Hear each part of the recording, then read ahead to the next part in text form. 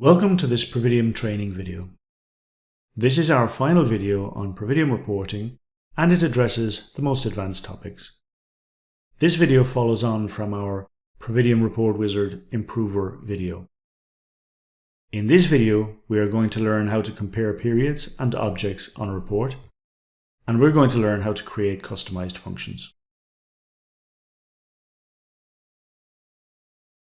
We will approach the topics in the following order. 1. Multiple periods. How do we show multiple periods on a report? 2. Multiple objects. How do we show multiple objects on a report? 3. Customized functions. How do we create custom functions that don't exist in Providium? Functions that are not pre-canned. 4. Advanced conditional formatting. How to use customized functions to implement advanced conditional formatting. And finally, 5. Standard time correction. How does standard time correction affect reports?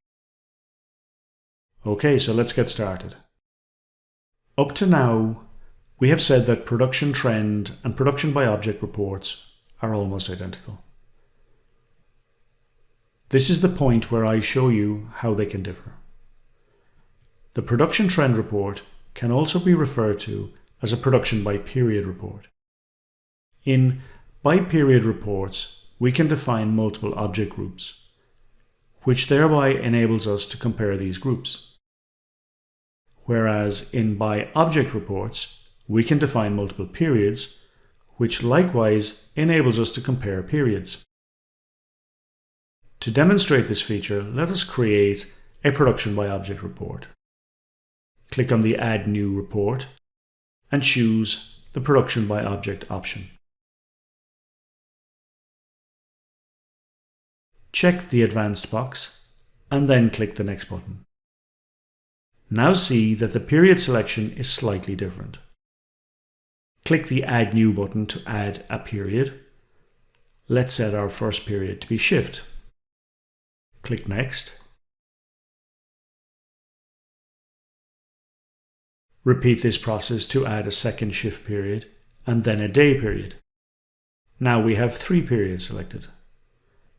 This format will actually cater for up to 5 periods. To complete the report, step through the default report options. And when we arrive at the period selection, we are prompted to enter 3 periods. Let's compare the previous day shift with the current day shift and the current day.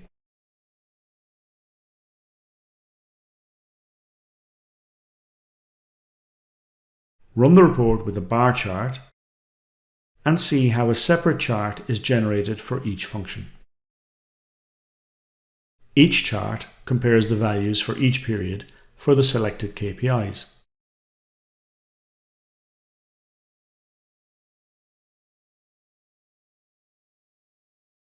See also that there are 3 column sections in the table, 1 for each period. We can create a similar style of report for loss reports. Choose the OEE loss group by object report. Check the Advanced box and click Next. Add periods in the same way as for the production by object report.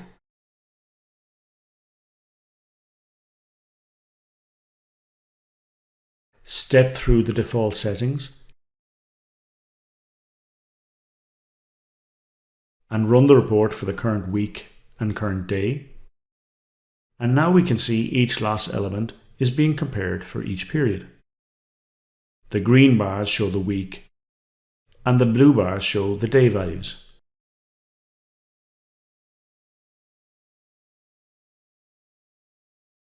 In an almost identical way, we can compare objects.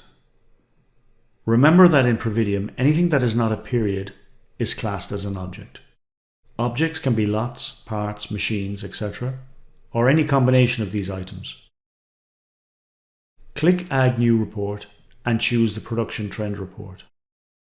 Check the Advanced box and click Next. Choose the Shift period and click Next. Now we are prompted to create objects. Click Add New. For the purposes of this demonstration, I will compare Assembly Machine 1 with Pack Machine. But you could compare Part A on Assembly Machine 1 versus Part A on Assembly Machine 2, etc., simply by defining the objects as you require. Again, like for the multiple period selection, you are limited to 5 objects.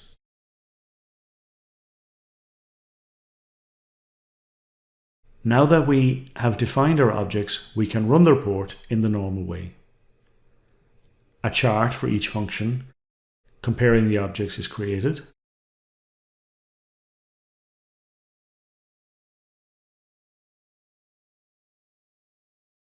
Like with periods, the same applies with loss reports.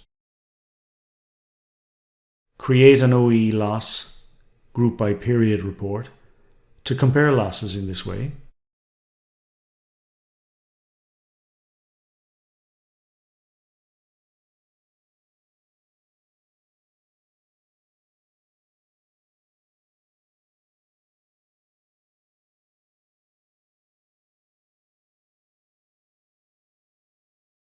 And we get a similar report comparing objects.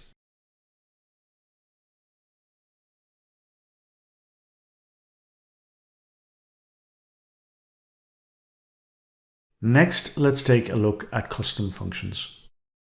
We use custom functions when we can't find a pre-canned function in Providium to do the job. To demonstrate this feature, let's modify the MySampleReport template. Modify the report and step through the sections until you get to the Function Selection and Setup section. Click the Custom Functions button, click the Add New button, and we have arrived at the interface which allows us to build our own functions. Let's name our first custom function MyThroughput plus 100. The list box on the left-hand side contains a list of the standard Providium functions that we have already included in our report.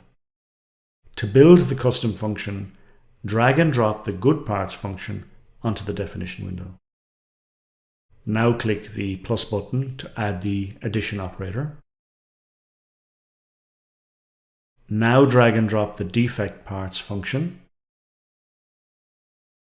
Now click the plus button again. And finally, enter the number 100 into the input box and click the Add button.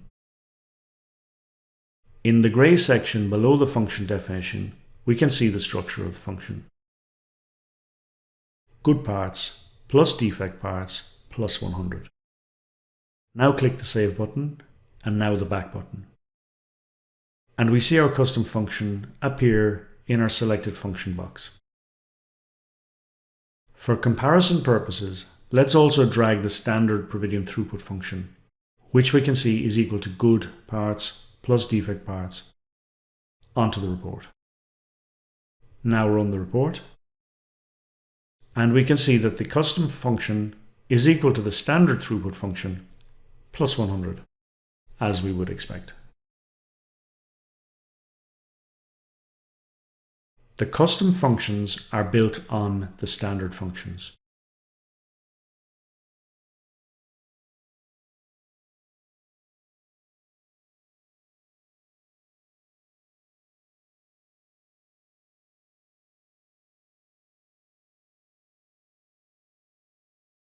You may need to include functions on your report to support custom functions you wish to create that you don't actually want to appear. In that case, click the Hide checkbox for the functions you don't wish to display. See, we can hide the GoodParts and defect parts function, but still get our custom function to calculate as we would like. The table no longer displays the GoodParts or defect parts, but the custom function still works. We have seen in the previous video that we can apply conditional formatting to functions in the report. A limitation of this method is that only one upper and lower limit can be applied per function. We may want, for example, to create separate targets for each machine in our report. To demonstrate, let's create a report showing the machines in the assembly area and the associated OEE value.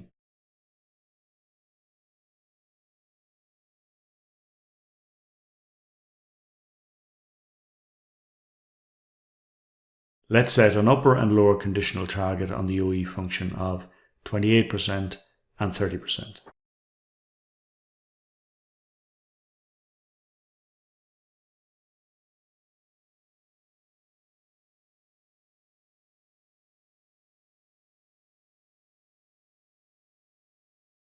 This works, but what if we wanted the upper target for the assembly machine 1 to be 45%, and for assembly machine 2 to be 55%, and for the pack machine to be 29%? To achieve this, we use another custom function. We use the static custom function. Navigate back to the functions selection and setup page and hit the custom functions button. Click the Add New Static button, enter the name My Upper Target, click the Add New button, select the field we wish to monitor, and enter the expected field text and the value we want to apply for that field text. So we enter case assembly machine 1 value 45, case assembly machine 2 value 55,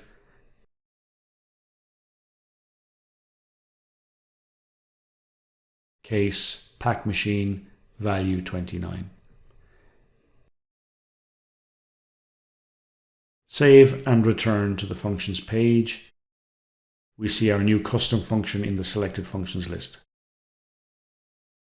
Now add the upper conditional format with the newly created static custom function. Note, do not change the number type of the static function, as this may interfere with the conditional formatting.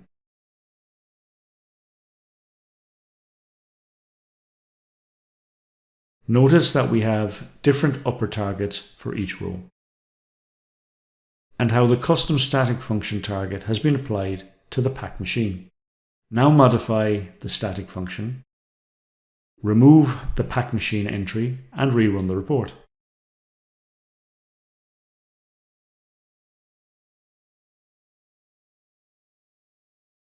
When no value has been supplied for the static function, Providium will default to using the fixed target value. In this case, no value has been supplied for the pack machine, and hence the fixed upper target has been applied. Providium doesn't allow OEE values to be greater than 100%. If the standard time, STD time for short, has been set too high, then it is possible that the calculated OEE value would be greater than 100%. In this situation, the machine makes a speed gain instead of a speed loss.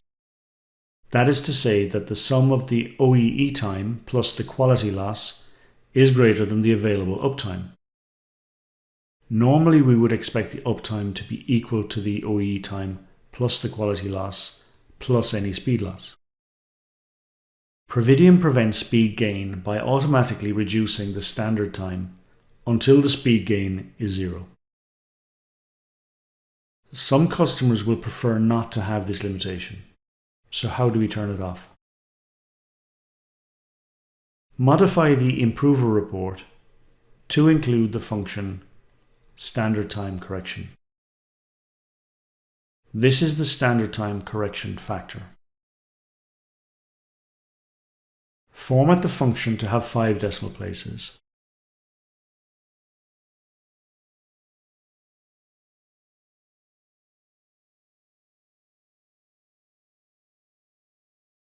Run the report and observe the OEE values are within range, but that the standard time correction value is below 0. This indicates that the standard time is being limited. Navigate back to the report details page and click the Advance button. Check the box for Do Not Apply Standard Time Correction. Run the report again. Now we see the standard time correction function is 1, thus there is no correction. But we also see that the OEE value is far greater than 100%, indicating that the standard time configured for this machine is not correct. It indicates that the machine is producing parts much more quickly than the standard time. We sometimes get queries about reports where the user feels the calculations are not being made correctly. This is almost always due to how the standard time has been configured for the machine and the effect of standard time correction. If you see anomalies in the data in your Providium reports, there is a good chance that it is related to the standard time correction. Check the report without the standard time limitation and see if it fixes the issue. If it does, then you may need to look at the standard time and pick a larger value, so that you're not claiming a speed gain. We have now completed the Report Wizard Advanced Training module. The final thing I would draw to your attention is the user guide. There is a lot of useful information on reporting in the guide. The routine operation walks you through many of the day-to-day operations.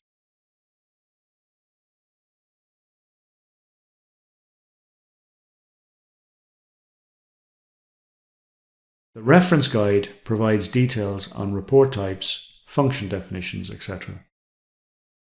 And of course, if you have queries, you can always ask us.